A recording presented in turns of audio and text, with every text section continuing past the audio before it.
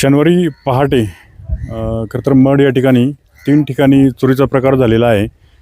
आणि आता माझ्या पाठीमागे जर पाहिलं तर तानाजी मस्करे यांचं हे घर आहे.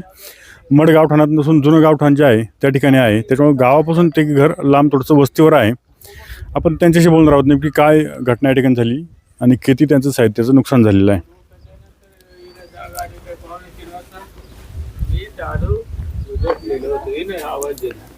नमस्कार, काय नेमकी घटना झाली आपल्या इथे? चोरीची घटना झाली असं समजतंय, नेमकी काय घटना झाली? आता ते सत्य घटना अशी आहे मला वाटतं रात्री 1च्या नंतरचा हा प्रकार आहे. 1च्या नंतर आम्ही सगळे जातो तर मी बाहेरच्या रूम मध्ये झोपलो होतो. माझी मिसेस आणि सुनबाई या बेडरूम मध्ये झोपलो होत्या. तर त्यांनी मागून अटॅक केला. म्हणजे पाठीमागचा दरवाजा उघडून आता? हो, पाठीमागचा दरवाजा उघडून ते आतमध्ये आले. आतमध्ये आल्याच्या नंतर आमची मिसेस झोपलेली होती. त्यांना कपाटापर्यंत जायला रस्ता नव्हता. तिथे ते भांडी वगैरे होती ना, तर ती भांडी उचलून त्यांनी ते बाहेर फेकून दिली. घरातली भांडी सगळी बाहेर फेकून दिली. आणि नंतर कपाट खुल्लं केलं. मग कपाटात त्यांना जो हे सापडलं ते पिशव्या सगळ्या ओढल्या आणि त्यांनी बाहेर फेकल्या. आणि त्यांनी चेक बाहेर केल्या, चेक घरात नाही केला. आणि सुनबाईच्या उशाची जी बॅग होती तिच्यामध्ये दागिने होते. ती बॅग त्यांनी पाठीमागे नेली, ती उचकली, त्याच्यात ते दागिने वगैरे काढून घेतले आणि ते बॉक्स वगैरे होते ते तसेच ठेवले. रिकामी बॉक्स तिथं टाकून दिले. ते कपड्याला वगैरे कसल्याच हात लावलं नाही त्यांनी. कधी ही घटना तुमच्या लक्षात आली?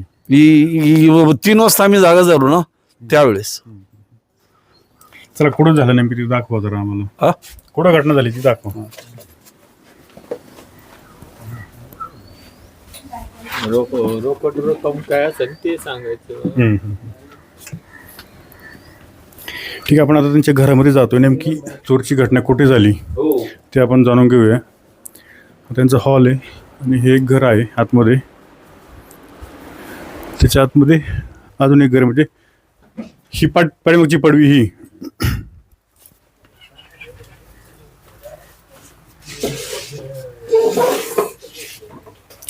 दाखवा जरा, ही पाठीमागची पडी आहे त्यांची.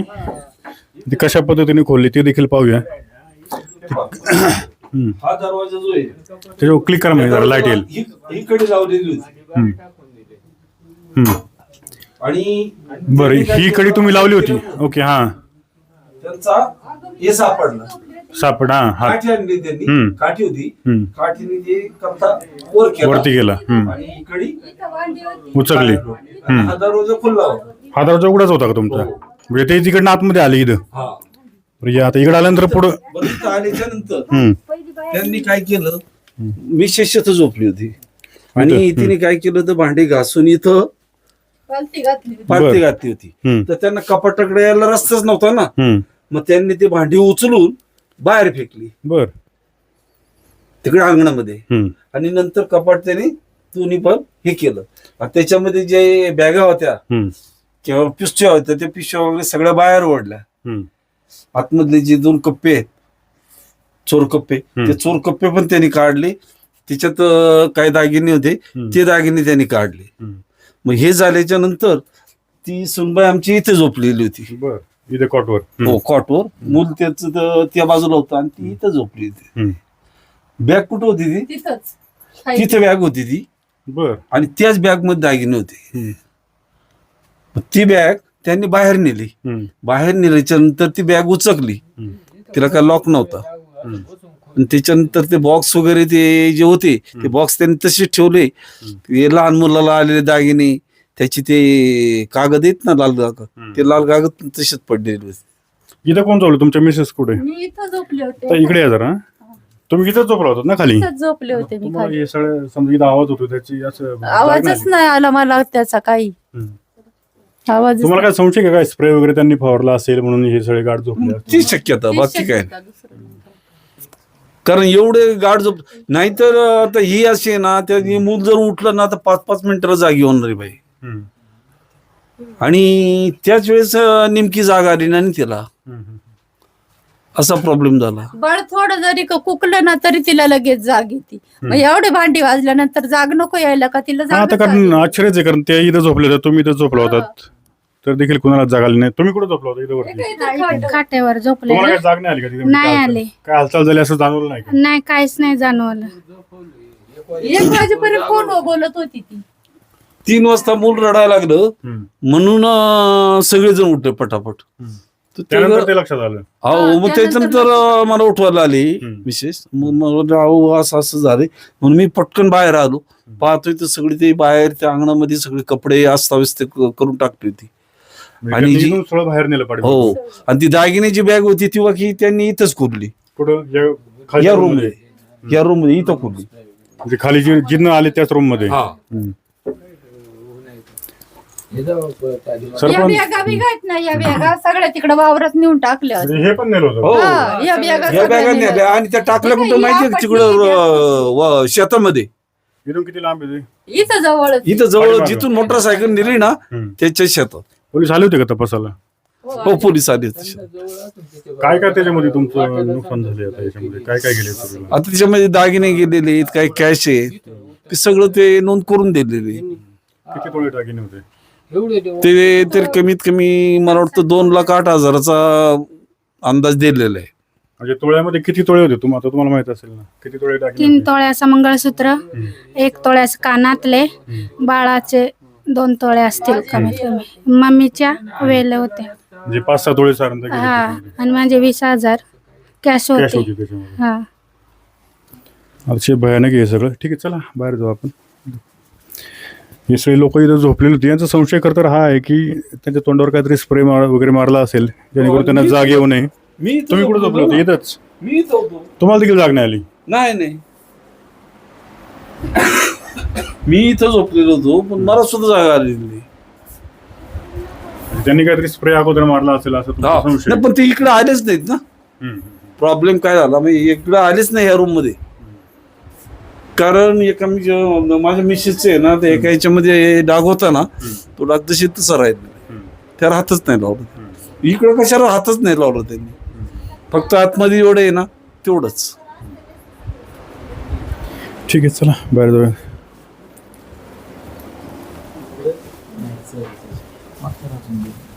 मागचा कोणता दरवाजा उघडतोय का पाहिजे आणि हा दरवाजा लॉटला ते थोडासा सापडतोय. सापडतायचं. काल तारीखला काढला दरवाजा उघडला. असं पकडला.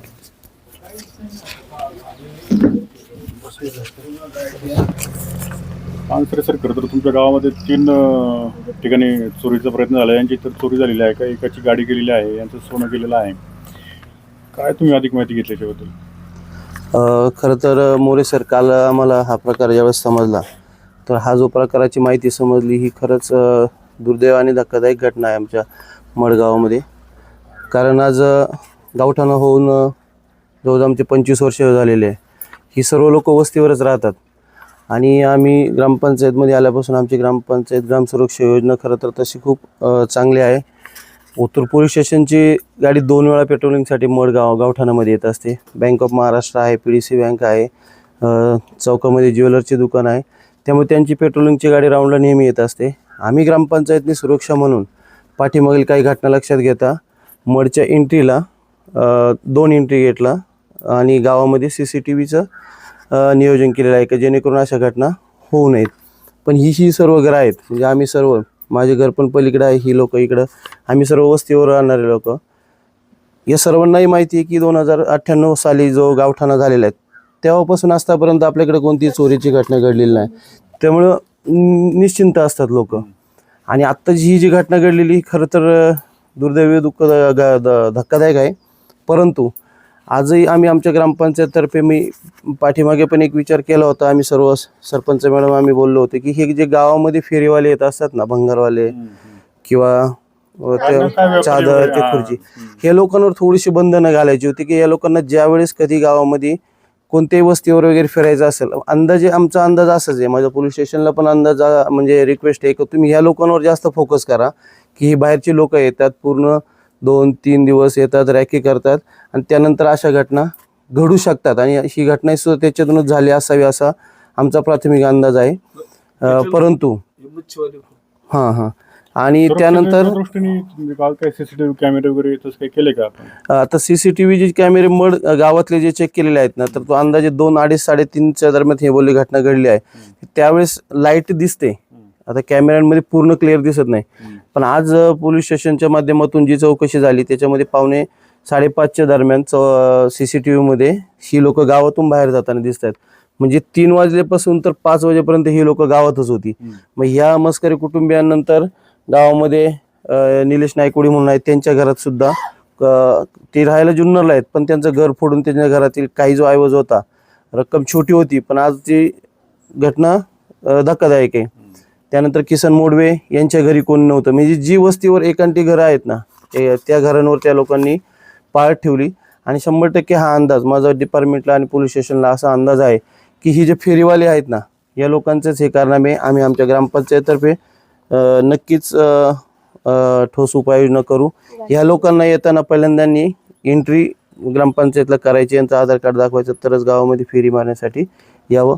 त्याबरोबरच पाठीमागे यांच्या घराचेच यांचे चुलत बंधू तानेजादा यांच्या मोटरसायकल, म्हणजे मोटरसायकल सारखी गोष्ट सुद्धा गावातून बाहेर घेऊन जात आहेत.